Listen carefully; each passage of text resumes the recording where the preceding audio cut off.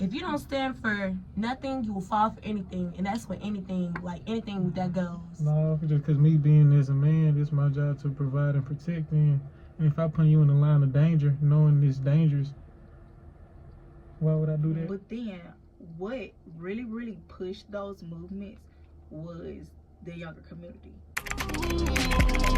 Ever since I caught you on that ice, you got no shit on, no more.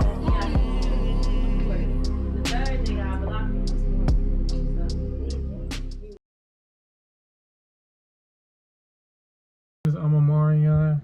I'm Sid. And I'm Ramaya. And would you allow your loved ones to participate in a dangerous activity for a larger cause? We can start with you, go. I'll allow my son, or my brother, or my dad, maybe. No but as far as my wife or my daughter, not a dangerous cause, no. It just depends how old my son is, too. But as far as a dangerous cause, no. Just because me being as a man, it's my job to provide and protect. And if I put you in the line of danger, knowing it's dangerous, why would I do that? Mm-hmm. And so, okay, so respond for why you would let your son, brother, uncle, cousin. Cause they men, probably. They men. Yeah. And then I said it just depends what age my son is. But if he's too young, he gotta stay at the house. Okay, so you just answering like yes or no, like okay. Yeah. Okay, I thought we was going into detail. That's how we said. We don't want. Oh, we only got 1 minute. Oh, okay, yeah. okay. I would allow any of my loved ones to participate in a dangerous activity for a larger cause, only because whatever like you're doing, it could be peacefully protesting, you're gonna get the same response regardless from the police. I would be worried, but I do believe in prayer and stuff like that. So it's just like whatever is supposed to happen so we can get to where we need to go as yeah. And since we got 30 seconds, yes, absolutely, I would let, my children, my auntie, my uncle, whoever, my loved one participate in a dangerous cause if it's for the greater good. Now, if it's something, just to do it, then no. But if you know why you want to do it, and then you know, like, this is what in your heart, you feel it, you know that you want to do it, and you feel that's going to bring out a greater outcome, then absolutely do it, because do with your heart, follow your heart, essentially. Mm-hmm. So, yeah, especially it's for the greater good of Black people. Mm-hmm. I'm all about it. Do you think that people, of different races who are not African American, do you think they genuinely, advocate for us out of the kindness of their heart, or they're doing it for their own internal reasons? Okay, so what I was saying was I do believe that white guilt exists. So I feel like people who do feel like they're advocating and stuff like that, they need to know not just our history, but their history in which, like, whatever their race did upon us. Mm-hmm. Like, you have to be, like, knowledgeable. Yeah, knowledgeable of what we actually went through because of your family or because of your ancestors and stuff like that. And yes, because it would be no point of being like, oh, I'm so sorry for what you've been through, but your granddaddy was the one who did it. Or something like that. Yeah, I know. That's what I'm saying. But again, white guilt is a thing. Mm-hmm. Cause I have people come up to me and be like, "Oh yeah, I'm just so like," and it's like, "Bitch, or like, like I'm chilling, I'm good. I feel like I'm very blessed." But because of people who still have those mindsets, that's the thing. I also think that they should also realize that freedom really means that being educated also does not do anything to necessarily help us unless they're actually doing something within our communities to actually have what's it called, more of a like I won't say a physical effect, but like something like actually like impactful. Yeah, if something actually impactful, there is no point. I believe it's a trend now, but it's also a good thing to make people more knowledgeable and to empathize and stuff with the history, and they can maybe see how it translates to the way things are now and how we are at now. It can open up gateways for us to start making steps in the right direction for a change, if need be. But like I said, it's just a trend. Opening up communication, talking to people, understanding where they're coming. People just want to be. People just want to be included. And they see everybody else doing it. And like I said earlier, Black people are probably the most influential group of people there is in the world. So people see this, they have no choice but to Hop on the bandwagon. pay attention and look. You get what I'm saying?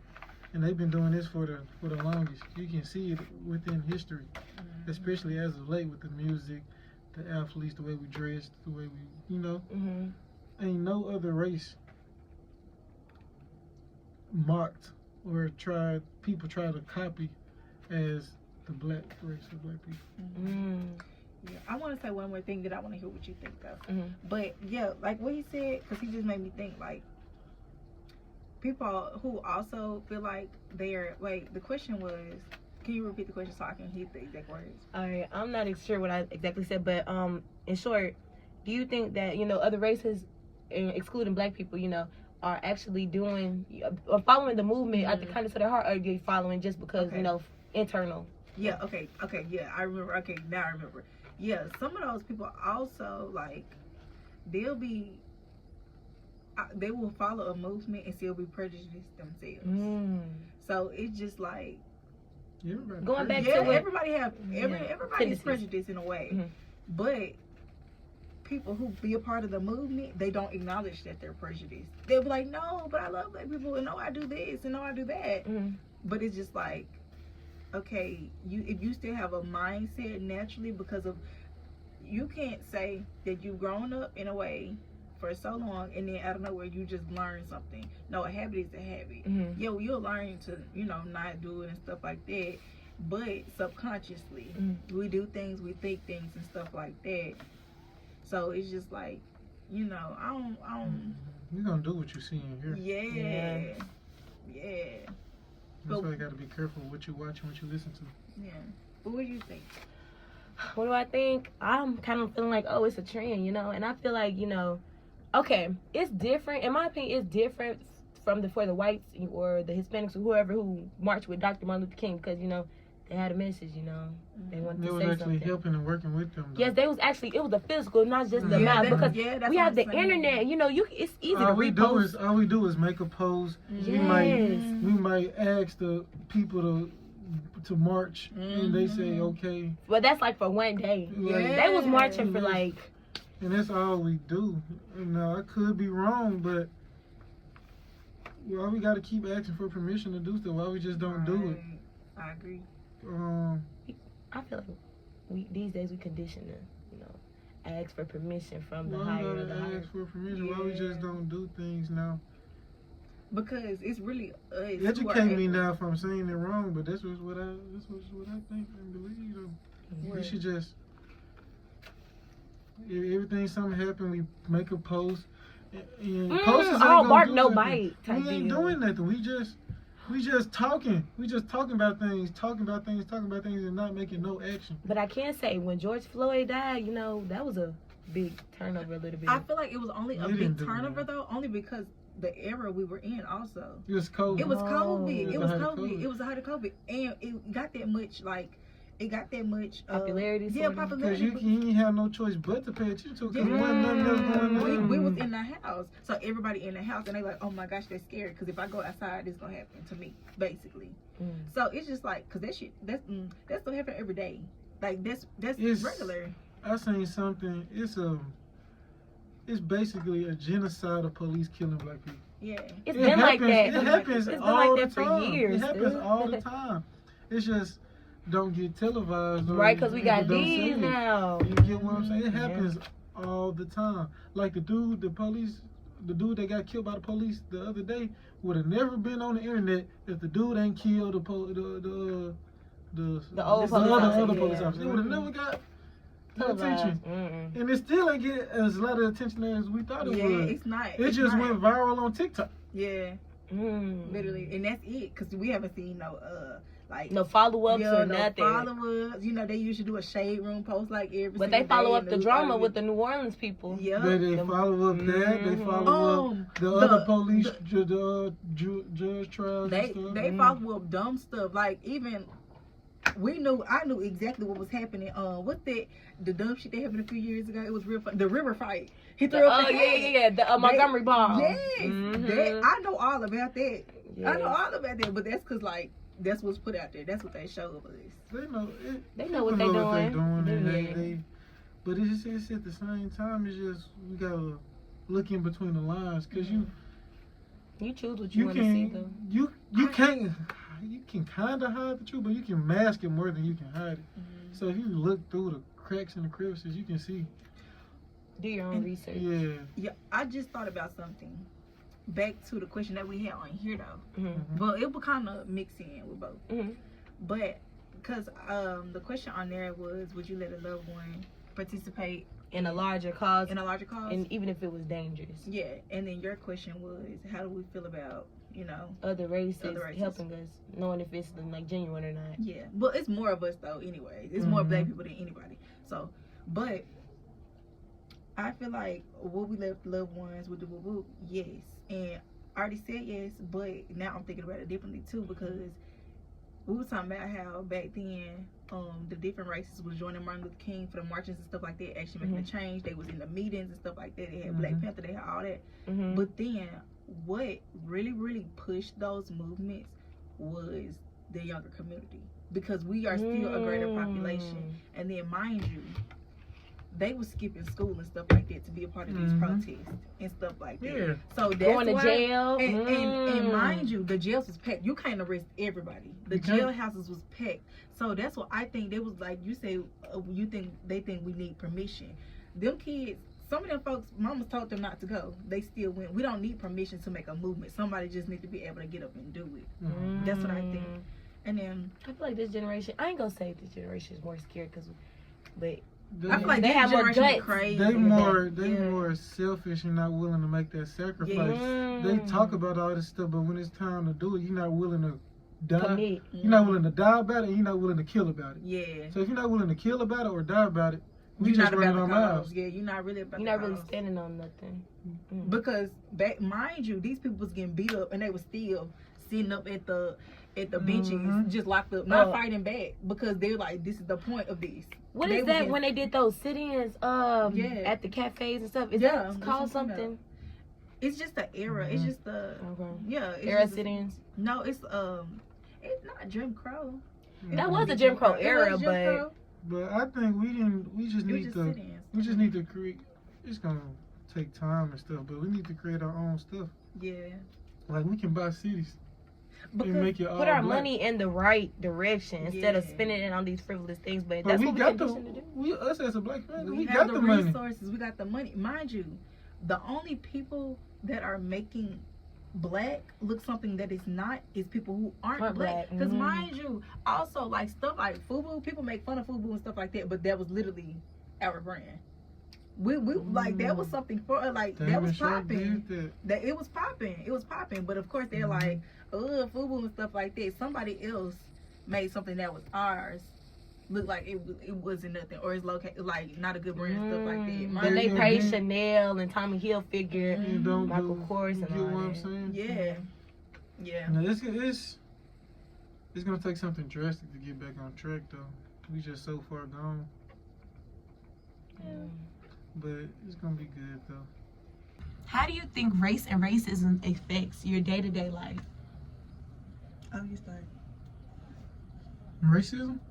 Racism and or racism. You can do race or racism. I don't think racism affects anything. As but far as you, as far as me and my experience, my race, I don't feel nothing directly, but it probably does affect things. I have to do stuff. No. I was just gonna say. When I get pulled over, every time I get pulled over, I get scared. And that shouldn't happen. Like my heart drops every single time. And then a lot of times I get pulled over for no reason. I don't know why. It's a lot of people doing a lot of bad stuff, but you pull me over for so-called going 10, 5 over the speed limit. When there's nobody on the road or anything, I find that kind of hard to believe. But other than that, I mean, you can tell some stuff, but at the end of the day, I mean, it's really just judgmental things, and it really doesn't directly affect what I got going on, other than, dang, that's messed up, or whatnot. Feeling like left out, but I don't want to be accepted in them spaces anyway. So. Real. You want me to go? Yeah. Alrighty, so how does race and racism affect my day-to-day life? Okay, so I can really say how that affects things around me, like one of those DEI initiatives and stuff, and how it affected, some organizations that I'm in. Because let's be honest, more black people are in that organization, or people of color and things like that. That has a huge effect on me. And as far as race, like I said, it affects things around me, but not like me personally, because I never had a situation. I never had a situation up to date that really me being personally being like outed because of the fact that I'm black so far, which I'm blessed about. But yeah, maybe the things around me, but never directly. And I feel like the reason why is because people. We have so much internet and stuff like that, and people don't want to get themselves televised, like caught on camera being racist or anything, because it probably affect their reputation, things like that. So yeah, that's me. Okay. So for me, I would say more race than racism, because I don't feel like I've experienced necessarily like as much racism as like people have before. But race affects me because, like me, I'm from Memphis. I grew up in predominantly black spaces. All schools I went to, all black and stuff like that. It wasn't up until I came to Mississippi that I noticed, like, oh, you're like really black. Like, being black is most definitely a culture. Like, it's most definitely different. So like, it was a difference that I found, like just me, how I act and stuff like that, like being in predominantly white spaces because of my major and stuff like that, and being in the music building, like it would be like I wouldn't want to like react a certain type of way because I don't want the angry black woman trope, because my personality and how it is, it's like like I joke a lot and stuff like that, but it would be viewed as different or like unprofessional or like aggressive and stuff like that. Or like wearing my natural hair, it's most definitely different. Like they would be like, "Ooh, new hair today." Like it's starting. It's not necessarily racism. It's what's the word? The microaggressions and stuff like that. I feel like I get a lot of microaggression. It would be like I was told like I wore my afro to one of my performances. I was told, oh, maybe you shouldn't wear your hair like that, like pull your hair back and stuff like that. Like that's weird. I'm like, why is that a topic of discussion when I'm pretty sure like that's not really a topic of discussion for anybody else's appearance or something like that. Or I'm told like, or maybe you should sing a spiritual or something like that. For what? And you know what? I'm sorry, I hate to interrupt you, but when you said something about the hair, it made me think, because my hair is in locks. So it wasn't even white people saying that to me. It was black people, because I was just like, I had my hair locks out one day and stuff like that. I was in Kajiska and stuff like that. They was just like, somebody came up and was just like, dang, it's about time for a retwist or something. And I was just like, what? And it was black people telling me that, I'm just like, I can't wear my hair naturally how I want to. Things like that without, having people say something to me. Like, that's crazy. Yeah.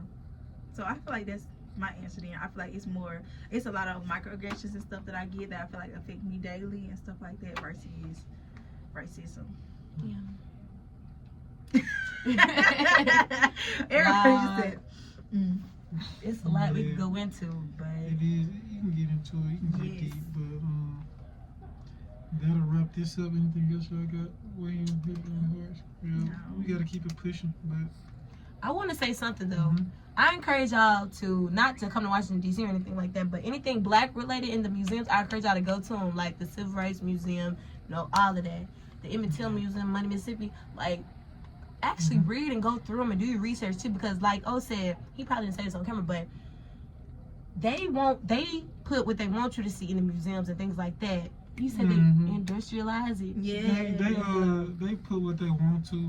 They feed you what they want you to know, but you gotta go deeper and just read them in between the lines And most of the time, if it don't make sense, Yeah. you know, but just dig deep and figure out what you feel and go off of that. My parents.